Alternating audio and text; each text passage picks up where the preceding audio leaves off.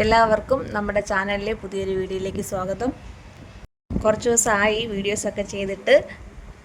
അപ്പോൾ ഇന്നത്തെ വീഡിയോ എന്ന് പറയുന്നത് നമ്മുടെ വൈകുന്നേരത്തെ കുറച്ച് വിശേഷങ്ങളാണ്. അപ്പോൾ വൈകുന്നേരം ചായയ്ക്ക് മരിച്ചിനിയും ഉള്ളിയും മുളകും ചമ്മന്തി ഉണ്ടാക്കാമെന്ന് കരുതി. അപ്പോൾ അതൊരു കുഞ്ഞു വീഡിയോ ആയിട്ട് ചെയ്യാമെന്ന് വിചാരിച്ചു. അപ്പോൾ ആകെ ഒരു മരിച്ചിനി ഉണ്ടായിരുന്നുള്ളൂ. അപ്പോൾ അത് തൊലിയൊക്കെ കളഞ്ഞു അതിനെ കഷ്ണങ്ങളായിട്ട് മുറിച്ചെടുക്കുവാണ്. അപ്പോൾ നമ്മളിവിടെയൊക്കെ മരിച്ചിനി എന്നാണ് പറയുന്നത്. നമ്മുടെ സ്വന്തം കപ്പ തന്നെയാണ് ഈ മരിച്ചിനിയും. അപ്പോൾ ഞാൻ അത് കഷ്ണങ്ങളായിട്ട് മുറിച്ചെടുത്തിട്ടുണ്ട്.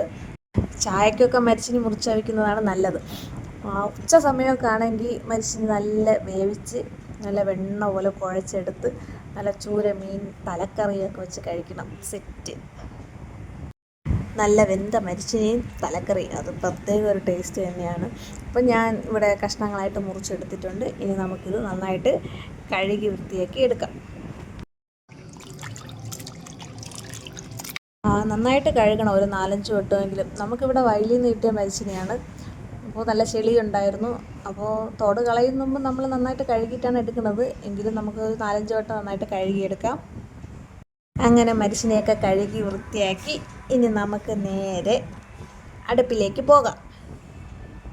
അങ്ങനെ സ്റ്റൗവൊക്കെ കത്തിച്ച് നമുക്ക് മരിച്ചിനെ വേവിക്കാൻ വയ്ക്കാം.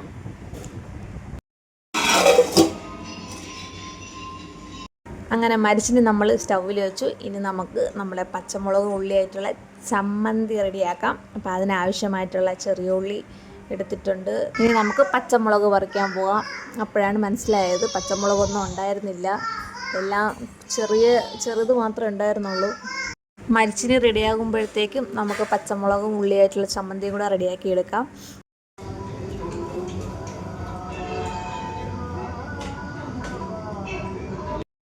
അപ്പോൾ നമ്മുടെ മരിച്ചിനി അടുപ്പത്തിരുന്ന് തിളയ്ക്കുന്നുണ്ട്. നമുക്ക് അതൊന്ന് തുറന്ന് നോക്കാം.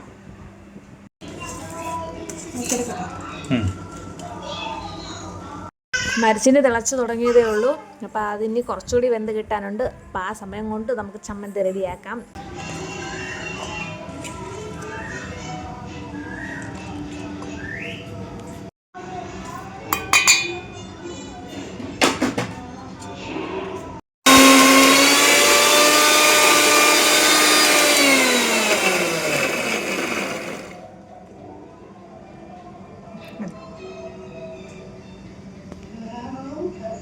ചെറിയ ഉള്ളിയും പച്ചമുളകും ഉപ്പും കൂടെ ചേർത്ത് അരച്ചതിൽ നമുക്കിനി കുറച്ച് വെളിച്ചെണ്ണയും കൂടെ ഒഴിച്ച് മിക്സ് ചെയ്ത് എടുത്തു കഴിഞ്ഞാൽ നമ്മുടെ ചമ്മന്തി റെഡിയായിട്ടുണ്ട്. അപ്പോൾ നമ്മുടെ മരിച്ചിനി നന്നായിട്ട് വെന്തിട്ടുണ്ട്. ഇനി നമുക്കിത് വെള്ളമൊക്കെ ഊറ്റി കളഞ്ഞിട്ട് നമുക്കിത് നന്നായിട്ടൊന്ന് കടുക് വറുത്തെടുക്കാം.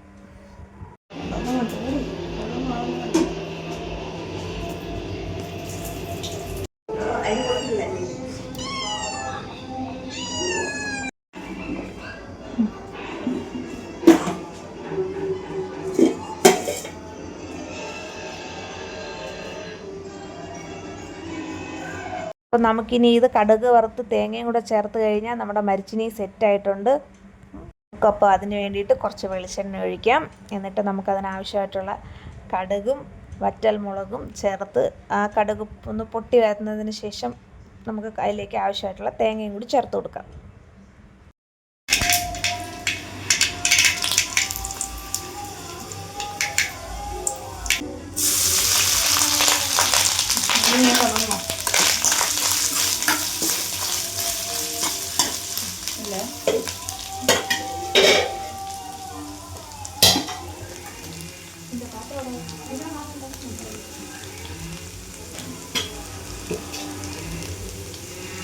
അങ്ങനെ തേങ്ങയൊക്കെ ചേർത്തതിന് ശേഷം നമ്മൾ നേരത്തെ വേവിച്ച് വെച്ച മരിച്ചിനിയും കൂടെ ഇതിൻ്റെ കൂടെ ചേർത്ത് നമുക്ക് നന്നായിട്ടൊന്ന് മിക്സ് ചെയ്തെടുക്കാം.